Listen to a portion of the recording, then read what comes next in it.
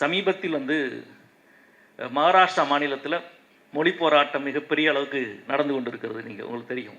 மராட்டிய மொழியை வந்து பாடமொழியாக பயிற்று மொழியாக ஆக்குவதற்கான சட்ட திருத்தம் கொண்டு வந்து திருப்பி எதிர்த்து பின்வாங்கி இப்போ மீண்டும் வந்து கொண்டு வந்துட்டாங்க.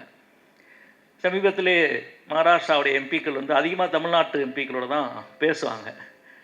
ஏன்னா நாம் ஏறின ட்ரெயினில் நமக்கு 25 வருஷம் கழித்து ஒருத்தர் அந்த ட்ரெயினில் ஏறுறப்ப நமக்கு ஒரு சந்தோஷம் இருக்கும்ல. வாங்க ராசாக்களா, இப்போ தான் வந்து சேர்றீங்களா அப்படின்ற மாதிரி தான்.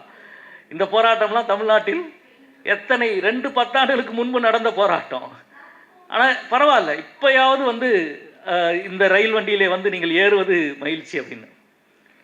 உங்களுக்குலாம் இருக்கிற ஒரு பெரிய ஏக்கம் என்ன அப்படின்னா, மராட்டியத்துக்கு என்று ஒரு எழுத்து முறை இருந்தது. அந்த எழுத்து முறை இப்போ அங்கே இல்லை. அந்த எழுத்து முறையை இழந்துட்டோம் அப்படின்ற வருத்தம், கவலை அவர்களுக்கு எல்லாத்துக்கும் இருக்குது. அவங்க வந்து தேவநாகரியில் தான் எழுதுகிறாங்க. தேவநாகரியில் ஒரிஜினலான மராட்டிக்கு ஒரு எழுத்து முறை இருந்தது. அந்த எழுத்துக்கு பெயர் வந்து மோடி எழுத்துக்கள். நான் உண்மையை தாங்க சொல்கிறேன் என்று அவர் அப்படி கேட்குறாரு. அது எழுத்துக்களுடைய பேர். அந்த எழுத்துக்கள் வந்து மோடி எழுத்துக்கள் இப்போ அங்கே இல்லை. ஆனால் ஆச்சரியமாக என்னன்னா, ஏறக்குறைய மோடி எழுத்துக்களால் எழுதப்பட்ட 1,00,000க்கும் அதிகமான பிரதிகள் தமிழ்நாட்டில் இருக்குது. தஞ்சாவூர் மராட்டிய மன்னர்கள் 1537 துவங்கி 200 ஆண்டுகள் அவர்கள் எழுதியது. அதற்கு பிறகு 1857 வரை எழுதப்பட்ட அத்தனை நூற்றுக்கணக்கான மோடி எழுத்துக்களினுடைய ஆவணங்கள் வந்து தமிழ்நாட்டில் இருக்கு. அந்த ஆவணங்களை எல்லாம் வந்து சுதந்திரத்துக்கு பிறகு அங்கே தஞ்சாவூர்லேருந்து எடுத்து அதை பிரித்த பொழுது அந்த மூல ஆவணங்கள் அப்படின்னு, அதாவது அன்றைய அந்த மராட்டிய தஞ்சாவூர் நாட்டுக்கும் பிற நாடுகளுக்கும் இடையில் நடைபெற்ற அந்த அரசியல் உறவுகள் எல்லாம் தனியாக எடுத்து ஏ டாக்குமெண்ட், அப்புறம் மற்ற நிர்வாக விஷயங்கள் எல்லாம் எடுத்து இது வந்து பி டாக்குமெண்ட் என்று எடுத்து இந்த 2 டாக்குமெண்ட்டும் பல ஆயிரம் ஏடுகள் இங்கே இருக்கிற ஆவண காப்பகத்துக்கு கொண்டு வந்துட்டாங்க. சரி, இதுக்கு எல்லாத்தும் போக பயன்படாது என்பதெல்லாம் சி டாக்குமெண்ட்டாக ஒதுக்கிய பொழுது, சரி அதை நீங்கள் வந்து வீணாக்கிறாதீங்க என்று சொல்லி தஞ்சை சரஸ்வதி மகாலில் இருக்கிற நூலகத்தை அதை கொடுங்கன்னு சொல்லி வாங்கிட்டு போய் அங்கே வச்சு பாதுகாத்து அதை ஆய்வு செய்து இந்த கடந்த 30 ஆண்டுகளாக அது சார்ந்த நிறைய ஆய்வுகள் வந்திருக்கு. பயன்படாது என்று ஒதுக்கப்பட்டதெல்லாம் பல தகவல்கள் இருக்குது. காரைக்கால் வந்து பிரெஞ்சுக்காக மராட்டிய மன்னர்களால் கொடுக்கப்பட்டது என்ற தகவல் வந்து அந்த டாக்குமெண்ட்டில் தான் இருந்தது. அதில் தான் ரொம்ப புகழ்பெற்ற ஒரு சம்பவம் இருக்குது. அன்றைய தஞ்சாவூர் மன்னர் வந்து காசிக்கு போயிட்டு வந்த கதை நான் கூட அதை ஒரு கட்டுரையாக எழுதியிருப்பேன். 138வது பை ஒவ்வொரு பையாக போட்டு ஒவ்வொரு மூடையாக வச்சுருந்தாங்க டாக்குமெண்ட்டு. அதில் அந்த 138வது மூடை வந்து அவர் காசிக்கு போயிட்டு வந்ததை பற்றிய குறிப்பு. எல்லாருக்கும் தெரியும், தென்னிந்தியாவில் இருப்பவர்கள் காசிக்கு போவதும் வட இந்தியாவில் இருப்பவர்கள் குமரிமுனைக்கோ ராமேஸ்வரத்துக்கோ வர்றதும் பற்றி பல 1000 ஆண்டு பழக்கம். மணிமேகலையிலே வந்து இங்கே இருந்து காசிக்கு போன ஒருவனை பற்றிய குறிப்பு இருக்குது. அப்போ வந்து 1827 நினைக்கிறேன், தஞ்சாவூர் மன்னர் வந்து இங்கேருந்து கிளம்பி போகிறாரு. அப்படி போகிற பொழுது அன்னைக்கு வேறு எந்த வாகன வசதியும் கிடையாது. எனவே வந்து கால்நடையாக தான் போய் ஆகணும். ஒரு 2800 பேர் 3000 பேரை கூப்பிட்டுட்டு போகிறாரு. அன்றைக்கி இருந்தால் தஞ்சாவூரில் நடக்க முடிஞ்ச எல்லாத்தையும் கூப்பிட்டுருப்பான்னு நினைக்கிறேன். எல்லாத்தையும் கூப்பிட்டுட்டு போகிறாரு. அவர் தஞ்சாவூர்லேருந்து காசிக்கு போய் சேர 13.5 மாதம் ஆகுது. அங்கே சில மாதங்கள் இருந்துட்டு அங்கே இருந்து திரும்பி தஞ்சாவூருக்கு வந்து சேர 11.5 மாதம் என்னமோ ஆகுது. இந்த மொத்த பயணத்தையும் நாட்குறிப்புகளாக எழுதப்பட்டிருக்கிறது. அது முழுக்க மோடி எழுத்துக்களால் தான் எழுதப்பட்டது. ரொம்ப சுவாரஸ்யமான ரொம்ப முக்கியமான கதைகள் அதில் நிறைய இருக்குது. அவ்வளோ இருக்குது. அதில் நிறைவாக அந்த இடத்துல சொல்ல வேண்டியது என்னென்னா, தாமஸ் மன்றோ வந்து திருநெல்வேலிக்கு தாமிரபரணி ஆற்றங்கரை பகுதிக்கு, ஏன்னா இவர் தான் வந்து நிலச்சீர்திருத்தத்தில் நில நிர்வாகத்தில் மிக முக்கியமான மாற்றங்களை செய்தவர். அங்கே போய் அரசு முறை ஆய்வு செய்கிற பொழுது அங்கே இருக்கிற விளைச்சல் அதில் இருக்க வருமானத்துக்கும் அரசுக்கு செலுத்தி இருக்கிற வரிக்கும் இடையில மிகப்பெரிய வேறுபாடு இருப்பதை அவரால் உணர முடிந்தது.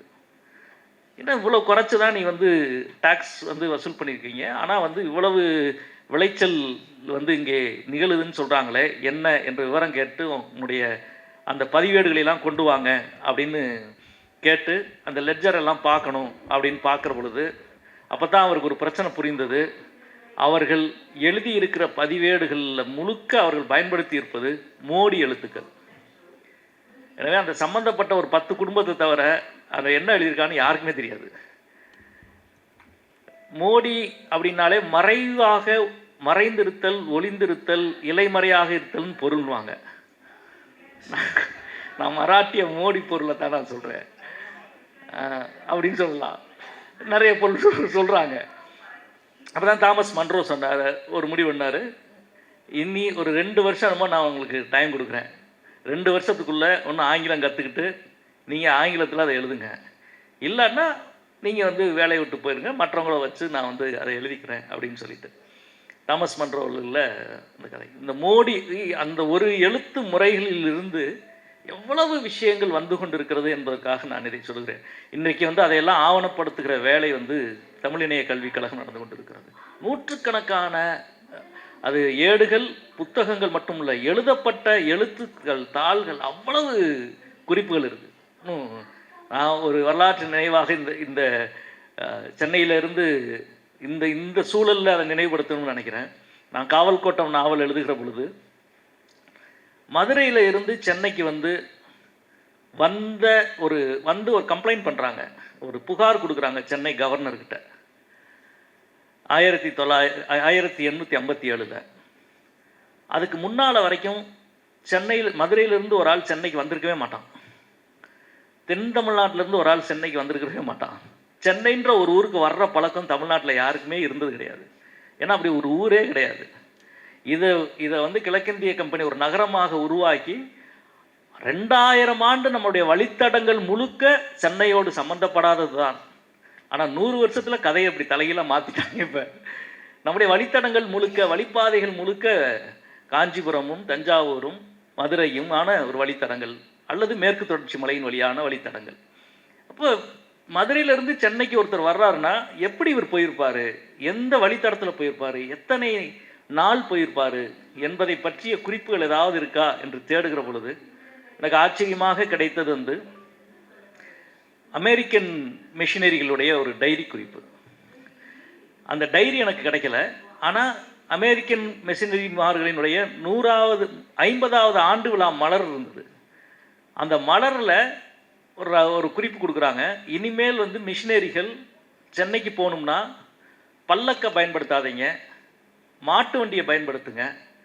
பல்லக்க பயன்படுத்துகிறத விட மாட்டு வண்டியை பயன்படுத்தினா 2 மடங்கு செலவுன்றது குறையுது, 1 மடங்கு பயண நாள் குறையுது அப்படின்னு சொல்லி மாட்டு வண்டியில் பயணமான ஒருவர் அதனுடைய வவுச்சரை அவருடைய டைரியில் எழுதியிருக்காரு. அந்த வவுச்சர் ப்ரெசென்ட் பண்ணுறதுக்காக அந்த வவுச்சரை அப்படியே வந்து இந்த ஆண்டு விழா மலரில் கொடுத்துருந்துருக்காங்க. அவர் வந்து மதுரையிலிருந்து கிளம்பி சென்னைக்கு வந்துட்டு திரும்பி போக 16 நாள் ஆனது, 16 ரூபாய் 50 பைசா செலவானது அப்படின்னு எழுதியிருக்காரு. அந்த 16 ரூபாய் 50 பைசா அன்றைக்கு இருந்த நெல் கணக்கில் எத்தனை மூட்டை, அன்னைக்கு இருந்த தங்கத்தின் கணக்கில் எவ்வளவுன்னு கணக்கு பண்ணால் இன்னைக்கு வந்து ஒரு 10 குடும்பம் ஒரு 3 ஆண்டுகள் அதுக்கான மொத்த செலவுகளுக்கு எல்லாத்துக்கும் சேர்த்து வர்ற ஒரு மதிப்பீடாக இருக்கும். நான் இப்போ கணக்கு மறந்துடுச்சு, ஆனால் அந்த கணக்கு போட்டு பார்த்தேன் நான். ஆனால் அந்த டைரி எனக்கு கிடைக்கல. நான் மிஷினரிகிட்ட கேட்டேன், இந்த டைரியை பற்றிய குறிப்பு இருக்குது, இந்த டைரி எங்கே இருக்குது அப்படின்னு கேட்டேன். ஆனால் அந்த டைரியெல்லாம் கண்டிப்பாக மிஷினரிமார்கள்ட்ட இருக்கும். ஆனால் அதையெல்லாம் டிஜிட்டலைஸ் செஞ்சால் மட்டும்தான் இந்த ஒரு குறிப்பே தமிழ்நாட்டுக்கு அவ்வளோ முக்கியமானது. நம்முடைய பயண வழிகள் எப்படியெல்லாம் காலந்தோறும் மாறியது என்பதும், பயண வழிகளை பாதுகாத்துக்கு இருக்கிற நிர்வாக ஏற்பாடு, அதெல்லாம் சாதாரண வேலை இல்லையா. புத்தர் காலத்தில் இருந்து அல்லது ராமர் காலத்தில் புத்தர் வந்து பயண பாதைகளை பாதுகாக்கிறதுக்கு எவ்வளோ முக்கியத்துவம் கொடுத்தார் என்பதில் துவங்கி வறுமையாக இந்த பாதையும் பாதை வழி பயணமும் என்ற அந்த ஒரு குறிப்பே நம்முடைய வரலாற்றோடு, நம்முடைய தொன்மையோடு, எல்லாவற்றோடும் நம்முடைய பொருளாதார வளர்ச்சியோடு இணைந்தது. தமிழ்நாடு போன்ற ஒரு மாநிலம், ஒரு நிலப்பகுதி இது வந்து மானுடவியல் புதிர்களும் வரலாற்று புதிர்களும் நிறைந்த நிலப்பகுதி. இங்கே இருக்கிற நம்முடைய வரலாறும் நம்முடைய தொன்மமும் மிக மிக ஆழமானது. இவற்றை பற்றி படிப்பது, புரிந்து கொள்வது, பதிவு செய்வது எல்லாமே முக்கியத்துவமானது. எது ஒன்றும் முக்கியமானது என்று நான் சொல்ல மாட்டேன். இன்னைக்கு ஒரு கீழடி உருவாக்கி இருக்கிற விழிப்புணர்வு அல்லது ஒரு கீழடி உருவாக்கி இருக்கிற அதிர்ச்சி. இப்போ நான் இந்த மேடைக்கு வர்றதுக்கு முன்னாடி இன்றைக்கு இந்தியாவுடைய ஏஎஸ்ஐ வந்து ஒரு டிரான்ஸ்ஃபர் ஆர்டர் போட்டிருக்கிறாங்க. பார்த்துக்கிட்டே தான் இருக்கிறோம். அமர்நாத் ராமகிருஷ்ணனுக்கு என்ன நடக்கிறது, மற்றவர்களுக்கு என்ன நடக்கிறது, எதை அவர்கள் ஆதரிக்க நினைக்கிறார்கள், எதை கைவிட நினைக்கிறார்கள், எந்த நினைவை அவர்கள் அகற்ற வேண்டும் என நினைக்கிறார்கள், இதெல்லாம் பார்த்துட்டே இருக்கிறோம். ஆனால் ஆச்சரியமானது என்ன தெரியுமா, நீங்கள் எது ஒன்றையும் நீங்கள் வந்து புகுத்தலாம், ஆனால் சமூகத்தின் நினைவுகளை அழித்து விட முடியாது. தனி மனிதர்களுக்கு இருப்பது போல தான். நாம் வந்து எது ஒன்றையும் தெரிஞ்சுக்கலாம், தெரியாமல் இருக்கலாம், ஆனால் ஒரு விஷயத்தை மறக்க முடியாது. நீங்கள் மறக்கணும்னு ஒன்று முடிவு செய்ய ஒருபோதும் உங்களால் முடியாது. மறக்க நினைப்பது தான் நினைவுபடுத்தப்பட்டு கொண்டே இருக்கும். அது தனி மனித இயல்பு, சமூகத்துக்கும் அதுதான் உண்மை. எனவே தான் கீழடி என்ற நினைவை மறப்பதற்கும் மறைப்பதற்கும் கைவிடுவதற்கும் அவ்வளோ வேலை நடந்தாலும் அதுக்கு எதிரான ஒன்று பொது சமூகத்தில் நிகழ்ந்து கொண்டே இருக்கிறது. நான் கூட வந்து இப்போ சமீபத்தில் நாடாளுமன்றத்தின் ஒரு குறிப்பிட்ட கூட்டத்தில் பேசினேன். இந்திய அரசியல் சாசனம் வந்து அது ஒரு அரசியல் சாசனம். ஆனால் அது அரசியல் சாசனம் மட்டுமல்ல, அது தொன்மையை மறக்காத, வரலாற்றை மறக்காத ஒரு பணிக்காக செய்யப்பட்ட ஒரு ஆவணம். அரசியல் சாசனத்தில் வந்து என்னென்ன ஓவியங்கள் இடம்பெற வேண்டும் என்று முடிவு செய்து 16க்கும் மேற்பட்ட ஓவியங்கள் அரசியல் சாசன புத்தகத்தின் மூல புத்தகத்தில் இடம்பெற செய்யப்பட்டது. நந்தியா போஸ் அவர்கள் தலைமையிலான ஓவியர் குழு அதை வரைந்தது. அது வெறும் ஓவியம் அல்ல, நம்முடைய வரலாற்றின், நம்முடைய தொன்மையினுடைய விஷயங்களை நினைவுபடுத்துகிற ஒரு மிக முக்கியமான பணி, நேருவினுடைய மிக முக்கியமான கனவு. அதில் முதல் படம், அரசியல் சாசனத்தின் முதல் படம் அசோகனுடைய தூண், அசோக சக்கரம். ரொம்ப முக்கியமானது. அசோக சக்கரம் என்பதும் தொன்மையை மறவியல் செயல் தான். அது ரொம்ப ஆச்சரியமாக இருக்கும். அசோகன் காலத்திலே அது ரொம்ப தொன்மையான விஷயம் வந்து சக்கரம். ஏன்னா மனிதனின் முதல் கண்டுபிடிப்பு வந்து அறிவியல் பூர்வமான முதல் கண்டுபிடிப்பு சக்கரம். எவ்வளவு வளர்ந்தாலும் சக்கரத்தின் வடிவம் மாறுவதில்லை, வட்டம்தான். சில விஷயங்களை மாறவே மாறாது. இன்னும் எத்தனை ஆயிரம் ஆண்டுகள் ஆனாலும் செங்கலினுடைய வடிவம் செவ்வகம்தான். 10,000 வருஷம் ஆச்சு. அதுக்கு முன்னாலான வடிவமாக இருந்தது சக்கரம். சக்கரமும் ஆரமும் அறிவியலையும் அறத்தையும் இணைத்தது அசோகனின் அந்த வடிவம். அதை தூக்கி கொண்டு வந்து, அது பழமையானது, அதை தூக்கி கொண்டு வந்து முதலில் வந்து அரசியல் சாசனத்தினுடைய முதல் படமாக அசோக சக்கரம், அந்த தூணிலே இருக்கிற அசோக சக்கரம் தான் முதல் படம். இரண்டாவது படம் சிந்துவெளி நாகரிகத்தினுடைய திமிழ் காளை படம், சிந்துவெளி நாகரிகத்தின் கதை.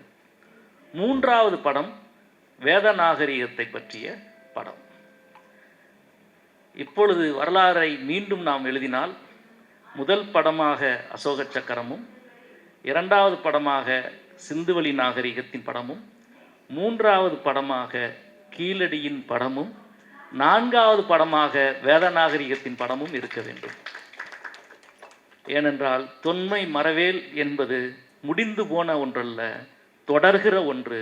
அந்த தொடர்கிற ஒன்றை நினைவுபடுத்தி கொண்டு வரலாற்றுக்குள்ளே இருந்தும் மரபுகளுக்குள்ளே இருந்தும் நாம் அதை மீண்டும் மீண்டும் எடுத்து நினைவுபடுத்தி கொண்டே இருப்போம். எது ஒன்றையும் துண்டித்து ஒரு புதிய வாழ்க்கையை வாழ முடியாது. நம்முடைய கடந்த காலங்களின் வழியான பல மரபுகளில் இருந்து கற்று அது நல்ல விஷயங்களை எடுத்துக்கொண்டு தான் நம்முடைய எதிர்காலத்தை நோக்கி நாம் நகர்கிறோம். நம்முடைய சிந்தனையும் அப்படித்தான், நம்முடைய செயலும் அப்படித்தான். அந்த தொடர்ச்சி தான் மானுட வாழ்வு, அந்த தொடர்ச்சி தான் நம்முடைய எல்லாருடைய பயணமும். எனவே தொன்மை மறவேல் என்பது எல்லாவற்றிலும் தொடர்கிற ஒன்று என்பதை சொல்லி முடிக்கிறேன். நன்றி, வணக்கம் நண்பர்கள். ஸோ நீங்கள் இந்த சங்ககால காதலை வச்சு வேறு எதாவது எழுதுகிற ஐடியா இருக்கா? அது ஒரு கேள்வி. ரெண்டாவது, நீங்கள் ஆல்ரெடி சொன்னீங்க பொற்சுவை ஏன் கொண்டாங்க, நிறைய பேர் கேட்டாங்கன்ட்டு. எனக்கு என்னென்னா, பொற்சுவை கொல்லாமல் அவங்களையும் போரில் வந்து பங்கெடுக்க வச்சுருக்கலாமே அப்படின்னு எனக்கு ஒரு எண்ணம். சரிங்களா? நான் தான் கேட்குறேன். சங்ககால காதலை வைத்து புதிதாக ஏதாவது எழுதலாமா என்று கேட்டிருக்கிறார்கள். காதலை மட்டுமல்ல, எழுதுவதற்கு நிறைய விஷயங்கள் இருக்கிறது.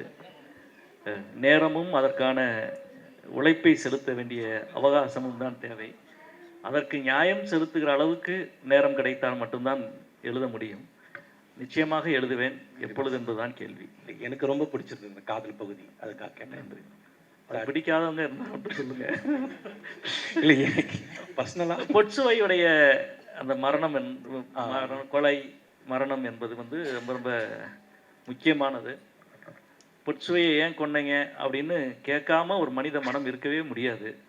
அந்த கேள்விக்கு பதில் என்பது அந்த கதாபாத்திரத்தினுடைய நிறைவான ஒரு இடம் அதுதான் என்று நான் நினைக்கிறேன். எனவே அந்த இடத்துல படிக்கும்போது அதிர்ச்சி ஆயிடுச்சு. நெக்ஸ்ட் கடந்து போக முடியல. ஸோ எனக்கு அதெல்லாம் தோணுச்சு, ஏன் கொண்டு இருக்கணும், பேசாமல் அவங்கள வந்து ஒரு வேலு நாச்சியார் மாதிரி இந்த பக்கம் வர வச்சு அவங்கள வந்து போராடி வச்சிருக்கலாமே அப்படின்ற மாதிரி தோணுச்சு. நிறைய நிறைய மாதிரி அதை யோசிக்கலாம். நான் அப்படி யோசித்தேன், அவ்வளோதான். Okay sir, thank you sir.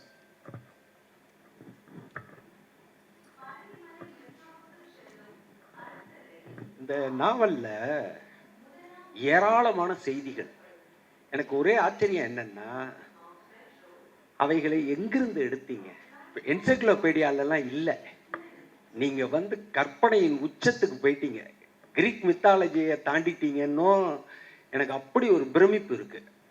அந்த கபிலர் மலையில நடக்கும்போது பாம்புகள் பத்தி எழுதுறீங்க, பின்னாடி பாம்பு வந்துகிட்டே இருக்குன்னு எழுதுறீங்க, நின்னா கொத்திடுன்னு சொல்றீங்க. இந்த அதீத கற்பனை எங்கிருந்து கிடைச்சது? உண்மையா எங்கேயாவது உங்களுக்கு சோர்ஸ் இருந்துச்சா? ஒன்று. அப்புறம் தேவாங்கு வடக்கு பாக்கு தான் உட்காருன்னு சொல்லி அதை பின்னணியில் வச்சுருக்கீங்க. அது அறிவியல் பூர்வமா உண்மையா? இது மாதிரி ஏராள கேள்விகள் இருக்கு. இந்த 2 கேள்விக்கு மட்டும் பதில் சொல்லுங்க. இந்த தகவல்களை எங்கிருந்து எடுத்தீங்க? இல்லை முழுக்க முழுக்க கற்பனையா? நண்பர்களே, அதாவது ஒரு கூண்டில ஏற்றி கேட்குற மாதிரியான ஒரு கேள்வியா, என்ன எவிடன்ஸ் சொல்லு அப்படின்ற மாதிரி வந்துட்டு. அது தமிழ் மொழியினுடைய முதல் மகாகவி வந்து கபிலன். 243 பாடல்களை எழுதிய முதல் மகாகவி கபிலர் தான். அந்த முதல் மகாகவி கபிலருக்கு அவர் பெயரே வந்து குறிஞ்சி கபிலன். ஏன்னா குறிஞ்சி அவரளவுக்கு பாடினவங்க யாரும் கிடையாது. எனவே குறிஞ்சி கபிலன். அந்த முதல் மகாகவி குறிஞ்சி கபிலன் என்று போற்றப்பட்ட அந்த அறிஞனுக்கு குறிஞ்சியை கற்றுக் கொடுத்த மனிதர்களை பற்றி நான் ஒரு நாவல் எழுதுகிறேன். அப்படின்னா அந்த இடம் எவ்வளவு உயரமான ஒரு இடம். குறிஞ்சி கபிலர் என்று 2000 வருடமாக தமிழ் இலக்கியம் போற்றுகிற ஒரு மனிதருக்கு குறிஞ்சியை அறிமுகப்படுத்திய ஒரு மனிதர்களினுடைய வாழ்க்கையை பற்றி நான் எழுதுகிற பொழுது அதற்கான தகுதியை வளர்த்து கொள்ளாமல் அந்த இடத்தை தொடவே கூடாது. அப்படி தொட்டால் என்ன ஆகும் தெரியும். தமிழ் இலக்கிய மரபும் தமிழ் அறிவு மரபும் அவ்வளவு எளிதில் யாரையும் ஒத்துக்கொள்ளாது, தவறுகளை சகித்து கொள்ளாது. அப்படி ஒரு இடம் இது. எனவே அதற்குரிய உழைப்பு அவ்வளவு எங்கே இருந்து எடுத்தீங்கன்னா சங்க இலக்கியத்தில் இல்லாததான் அவ்வளவு இருக்குது. சங்க இலக்கியத்தில் நம்முடைய தொல் மரபுகள் அவ்வளோ இருக்குது. நம்முடைய மலைவாழ் மக்களிடம் இன்னும் வந்து பழங்குடி சமூகத்தில் இருக்கிற நம்பிக்கைகள், கதைகள், மரபுகள் அவ்வளவு இருக்குது. இது எல்லாம் சேர்த்துத்தான் இந்த பணியை வந்து இதை செய்ய முடியுமா அப்படின்ற தயக்கம் 10 வருஷமாக எனக்கு இருந்தது.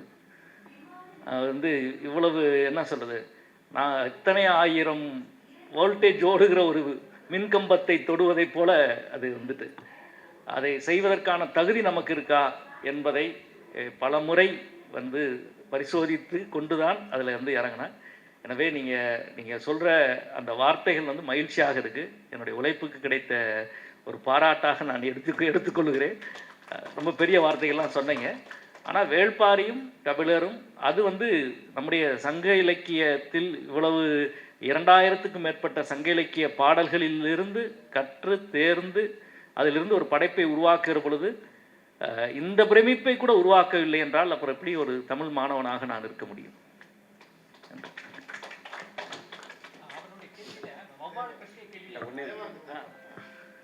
தேவாங்கில் வந்து ஒரு வகை வந்து வடக்கு இருத்தல் அப்படின்ற வகை வந்து இருந்திருக்கு. பழங்குடி மக்களத்தில் இன்னும் வந்து அந்த கதைகள்லாம் இருக்குது. இன்னும் சில காலகாலமாக ஒரு குகைகளில் ஒரு பக்கமே இருக்கிற மாதிரி இருந்த பறவைகள், அது அந்த இடத்த விட்டாலும் தொன்மை மறவையெல்லாம் அதுவும் அந்த வழியில் அந்த நினைவுகளில் செயல்களையும் இருப்பதை போல் வடக்கு பார்த்து உட்காருகிற ஒரு வகையான வௌவால் தேவாங்கு வகை என்பது இருந்திருக்கிறது என்பது நம்முடைய கதைகளிலும் தொல்மரபுகளிலும் சித்தர் இலக்கியங்கள் உள்ளிட்ட இருக்கிறது அப்படின்றது தான். சங்க இலக்கியத்திலேருந்து தான் எல்லாம் எடுத்தேன்னு சொன்னீங்க. நான் ஒரு சங்க இலக்கிய ஆராய்ச்சி மாணவர், ஓயாமல் படிச்சுக்கிட்டு தான் இருக்கேன். நீங்கள் சொன்னதெல்லாம் அதில் இல்லை அப்படிங்கிறத தாழ்மையோட தெரிவிச்சுக்கிறேன். அப்போவும் சொல்கிறேன், இது ஒரு பிரமிப்பு தான். இதை எங்கேருந்து எடுத்தீங்க, எப்படி மனசுக்குள்ள தயார் பண்ணீங்க, எப்படி கொண்டு வந்தீங்கிறது வந்து ஒரு பிரமிப்பு தான். அருமை, வாழ்த்துக்கள்.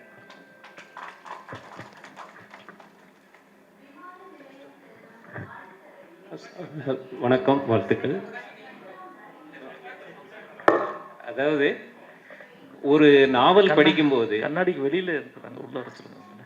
ஒரு நாவல் படிக்கும்போது அந்த சூழ்நிலையை நம்ம மனசில் உருப்படுவோம். இந்த பரம்பு மலை அப்படின்னு சொல்லும்போது, இப்போ இருக்கிற பிரான்மலை தான் பரம்பு மலையா? நான் அந்த இடத்தெல்லாம் போய் விசிட் பண்ணேன். இங்கே ஆனந்த விடனில் எழுதும்போதே ஃபுல்லாக படித்தேன். காவல்கோட்டை அதுக்கு முன்னாடியே படிச்சுட்டேன். நான் காவல்கோட்டத்தை எடுக்கும்போது கிட்டத்தட்ட ஒரு 1000 வருடங்கள், கிட்டத்தட்ட ஒரு 900 வருடங்களுடைய அந்த தொடர்ச்சியை கொண்டு வருவீங்க. மதுரை எப்படி உருவாக்கப்பட்டது, பிறகு அந்த கோட்டை சுவர் எப்படி அழிக்கப்பட்டது, எல்லா விஷயமே. இப்போ இருக்கிற பிரான்மலை தான் பரம்பு மலையா நீங்கள் சித்தரிச்சிருக்கீங்களா அப்படின்னு உங்ககிட்டயே கேட்கணும்னு நினச்சேன். இல்லை, நான் தான் அது தெளிவாக அதுக்கு ஒரு வரைபடமே கொடுத்துருக்கேன் வேள்பாரியில்.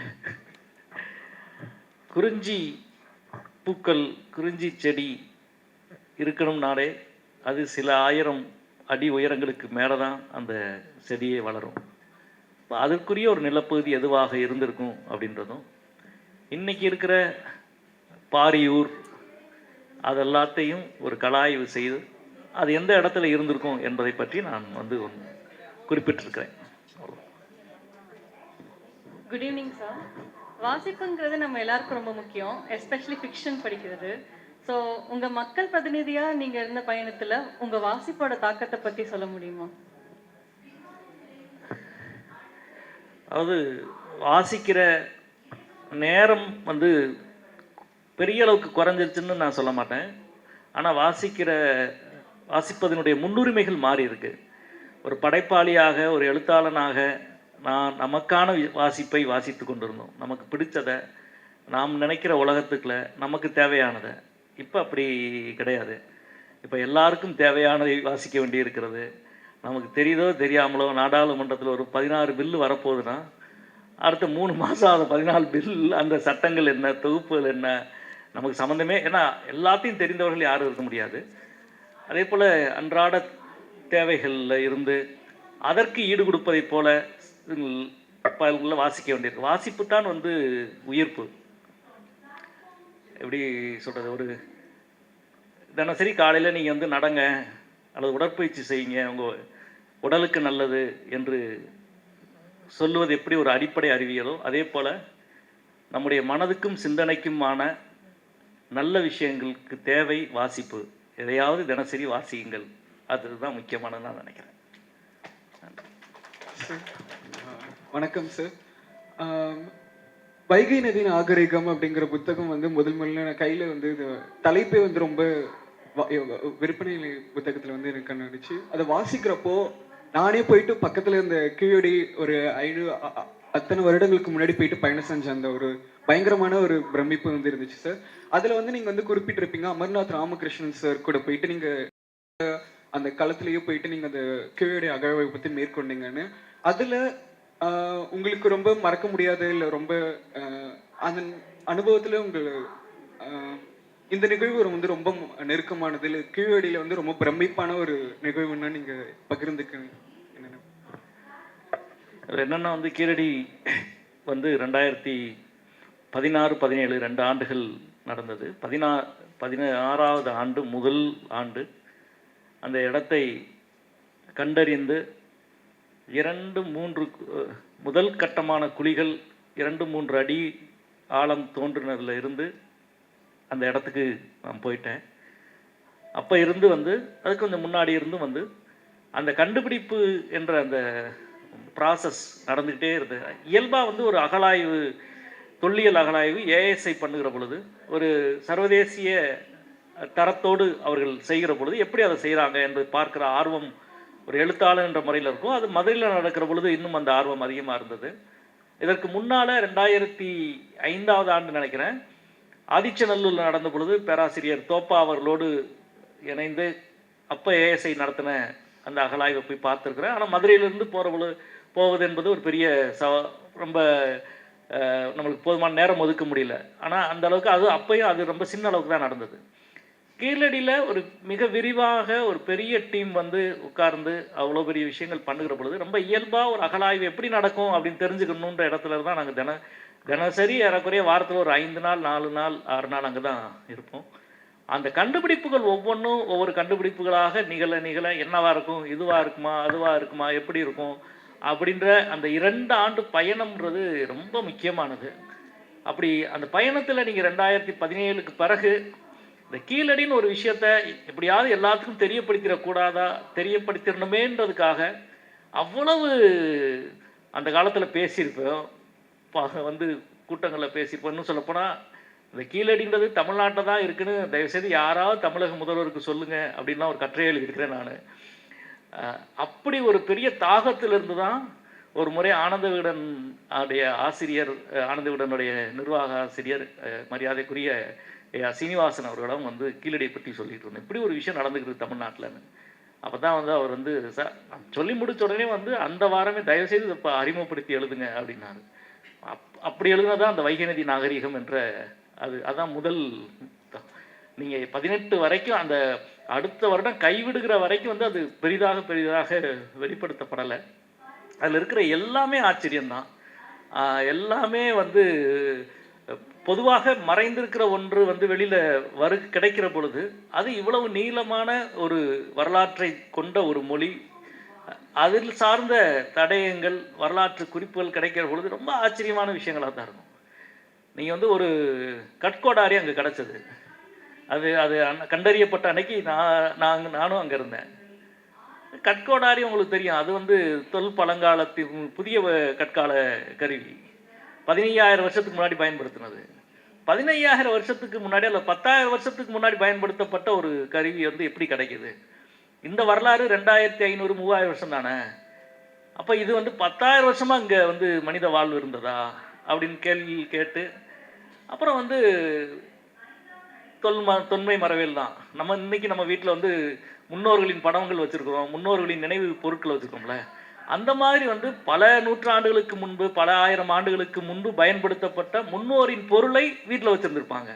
எனவே 2800 வருஷம் 3200 வருஷத்துக்கு முன்னால் கட்டப்பட்ட கட்டடத்தில் ஒரு 10,000 வருஷத்துக்கு முன்னாலான ஒரு பழங்கருவி ஒன்று கிடைக்கிறது அப்படின்றது நம்ம புரிந்து கொள்வது எவ்வளவு முக்கியமான ஒரு சவாலாக இருக்குது. இதை பற்றி இன்னொரு ஆய்வு நாளைக்கு வரலாம். மானுடவியலாளர் பக்தவத்சல பாரதி தொடர்ந்து சொல்வார், சங்க இலக்கியம் என்பது ஒரு 10,000 ஆண்டுகால நினைவின் தொகுப்பு அப்படின்னு சொல்லிட்டே இருப்பார். எனக்கு என்ன இப்படி சொல்கிறாரு அப்படின்னு நான் சொல்கிறது, அவர் ஒரு 5-6 வருடம் கீழடிலாம் கண்டுபிடிக்கிறதுக்கு முன்னாடி இந்த ஸ்டேட்மெண்ட் அவர் சொல்லியிருக்காரு. 10,000 ஆண்டுகால நினைவின் தொகுப்பாக அது இருக்குமா அப்படின்னா நிச்சயமாக இருக்கும். அதை விட கூடுதலாகவும் இருக்கும் தான் நான் நினைக்கிறேன். எனவே கீழடி கண்டறியப்பட்டதில் இருந்த வியப்பு, அதை பொது சமூகத்துக்கு கொண்டு போய் சேர்க்க வேண்டும் என்பதில் இருந்த ஆர்வம், அதற்கான முயற்சி, இதெல்லாம் வந்து அந்த ஒரு 3 ஆண்டு காலம் ஒரு பெரிய சுழல் மாதிரி அடித்தது. ஆனால் மிகச்சரியாக தமிழ் சமூகம் வந்து கீழடியை பற்றி கொண்டது என்பது மிக மகிழ்ச்சியான ஒரு விஷயம் என்று நான் நினைக்கிறேன். தொன்மை மரபியல் அப்படின்னு நம்ம பேசும்போது, இப்போ நம்மளுடைய கரண்ட் பொலிட்டிக்கல் சுச்சுவேஷன் எடுத்து பார்க்கும்போது, நம்ம பாசிசம், போஸ்ட் கொலோனியலிசம் அப்படின்ற மாதிரி அவங்களுமே ஒரு பாஸ்ட்டை கன்ஸ்ட்ரக்ட் பண்ணிட்டு தான் இருக்காங்க.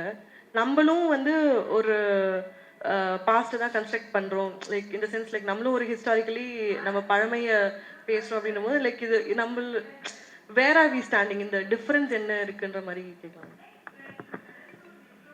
பழமைக்கும் மரபுக்கும் வேறுபாடு இருக்கு. பழமை எல்லாம் கொண்டாடப்பட வேண்டியதில்லை. மரபு அல்லது தொன்மை என்று சொல்லுவது மரபு சார்ந்த ஒன்று தான்.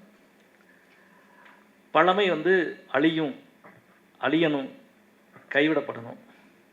மரபு அழியக்கூடாது, கைவிடக்கூடாது, அடுத்த தலைமுறைக்கு கடத்தப்பட்டாகணும். அடுத்த தலைமுறைக்கு கடத்தினாலும் உயிராற்றல் கொண்டது தான் மரபு. எனவே தான் நாம் நம்முடைய பிச்சை புகினும் கற்கை நன்றே அப்படின்னு 2000 வருஷத்துக்கு முன்னாடி சொன்ன ஒரு அறிவு மரபு தான் நமது. இந்தந்த சமூகம் கற்கணும், இவனெல்லாம் கற்கக்கூடாது, இவனுக்கு கல்வி அறிவு இல்லை என்று எழுதப்பட்ட ஒன்றை நீங்கள் மரபு என்று ஒரு சமூகம் கொண்டாடினால், ஒரு பகுதி கொண்டாடினால், இல்லை இந்த தடைகள் எதில் இல்லை, பிச்சை எடுத்தாலும் கல்வி கற்பது தான் நம்முடைய அறிவு, அதுதான் நம் மரபு என்று சொல்லுகிற நம்முடைய மரபை எதை நாம் இழக்கக்கூடாதுன்னு நினைக்கிறோமோ அதைத்தான் நம்ம அடுத்த சமூகத்துக்கு கைமாற்றணும்.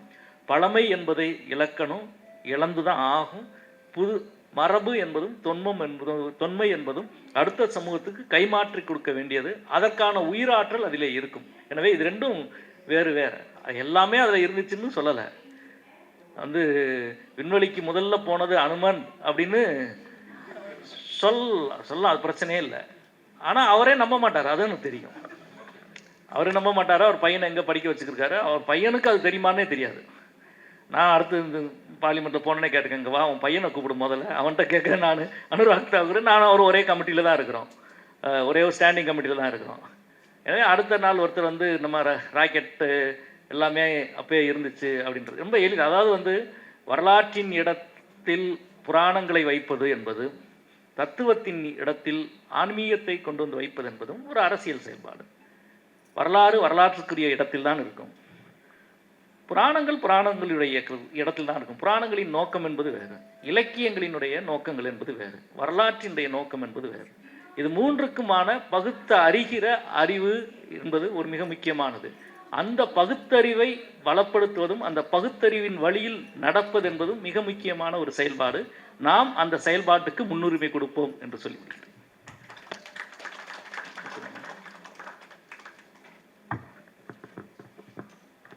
வணக்கம் சார், என் பேர் பெய்யார் தம்பி, நான் தஞ்சாவூர்லேருந்து வரேன். வேல்பாரியாக இருக்கட்டும், உங்கள் நாகரிக புத்தகங்களாக இருக்கட்டும், பட் அதை தாண்டி எனக்கு கதைகளின் கதை புத்தகம் நீங்கள் மீண்டும் தொடர்றதுக்கு ஏதாவது வாய்ப்பு இருக்கா அப்படிங்கிறது ஒரு கேள்வி சார். நான் அதிலே வேல்பாரியின் வேலைகள்னால அதை பாதிலே நிறுத்தியிருக்கேன் அப்படின்னு எழுதியிருப்பீங்க. எனக்கு அது ஒரு நல்ல இன்ட்ரெஸ்டிங்கான ஒரு புக்காக தெரிஞ்சது சார். அண்ட் வேல்பாரியும் நான் எனக்கு அது ஒரு பயங்கரமான எக்ஸ்பீரியன்ஸ். வேல்பாரிக்கு ஒரு ரசிகர்னு சொல்கிறத விட நம்ம அதுக்குள்ளே போயிட்டு நான் அதில் ஒரு குடிமகன் ஆயிட்டேன் அப்படின்ற மாதிரி சொல்லணும்னு தான் ஆசைப்படுறேன். நான் என் பர்த்டேக்கு என் ஃப்ரெண்டு வேல்பாரி கிஃப்ட் பண்ணால், நான் அவனுக்கு கிஃப்ட் பண்ணேன். அவன் கேர்ள் ஃப்ரெண்டு கிஃப்ட் பண்ணால், அவங்க 2 பேரும் சேர்ந்து வேல்பாரி படித்து அவங்க காதில் வளர்த்துக்கிட்டு இருக்காங்க. முருகன் வள்ளி கல்யாணம் மாதிரி அவங்க 2 பேரும் பேசிக்கிட்டு அவங்க இது பண்ணிருக்காங்க. ஸோ நன்றி சார். கதைகளின் கதை ரொம்ப ஒரு முக்கியமான ஒரு தொகுப்பு. தடம் இலக்கிய இதழில் அது தொடராக வந்தது. அப்போ வேள்பாரியும் நான் தொடராக எழுதிக்கிட்டு இருந்தேன். ஒரு கட்டத்தில் நான் அதை நான் நிறுத்துகிறேன் அப்படின்னு சொன்னேன். அன்றைக்கு தடம் ஆசிரியர் குழு உறுப்பினர்கள் இல்லை, அவ்வளோ முக்கியமான தொடர், அவ்வளோ வாசகர்கள் இருக்கிறாங்க, நிறுத்தக்கூடாது அப்படின்னாங்க. நான் வேள்பாரி போன்ற ஒரு பெரிய ஒரு மாஸ்டர் பீஸ் ஒர்க், ஒரு மேஜர் ஒர்க் நடந்துக்கிட்டு இருக்கிறப்ப இது எனக்கு தடையாகவே இருக்குது. இந்த உலகத்துக்கு திருப்பி அங்கே போக வேண்டியது இருக்குது. என்னால் உழைப்பை செலுத்த முடியும், அதை தாண்டி அந்த மன அமைதியும் ஒருமையும் குறையுது. எனவே அதை கைவிடுறேன்னு சொல்லி சண்டை போட்டு நிறுத்தினேன். நிறுத்தாதீங்க, வழக்கமாக நிறுத்துங்கன்னு சொல்லுவாங்க, நிறுத்தாதீங்கன்னு சொன்னாங்க, வேறு வழி இல்லாமல் விட்டேன். ஆனால் இன்றைக்கி அந்த குறை இருக்குது. அன்னைக்கு அந்த மூடில் அதை எழுதி அவர் சொன்ன மாதிரி அது ஒவ்வொன்றும் ஒரு கண்டுபிடிப்பு. ஒவ்வொரு விஷயமும் புதுமையான ஒரு விஷயத்தை, மறக்கடிக்கப்பட்ட நினைவிலிருந்து அகன்ற ஒரு விஷயத்தை நினைவூட்டுகிற விஷயந்தான் அந்த கதைகளின் கதையில் வர்ற ஒவ்வொன்றும். அப்படி ஒரு 30-40 பட்டியல் வச்சுருந்தேன் அன்னைக்கு. இப்போ அந்த பட்டியலே எங்கே போச்சுன்னு தெரியல. இப்போ நம்ம பட்டியலை வேற ஆள் தான் தீர்மானிக்கிறாங்க. அதை நோக்கி ஓட வேண்டியது இருக்குது. உண்மையிலேயே ரொம்ப ஒரு மிக முக்கியமான ஒரு படைப்பு ஒர்க் அது. பார்ப்போம் வேறு என்ன எழுத முடியுமான்னு பார்ப்போம். நன்றி.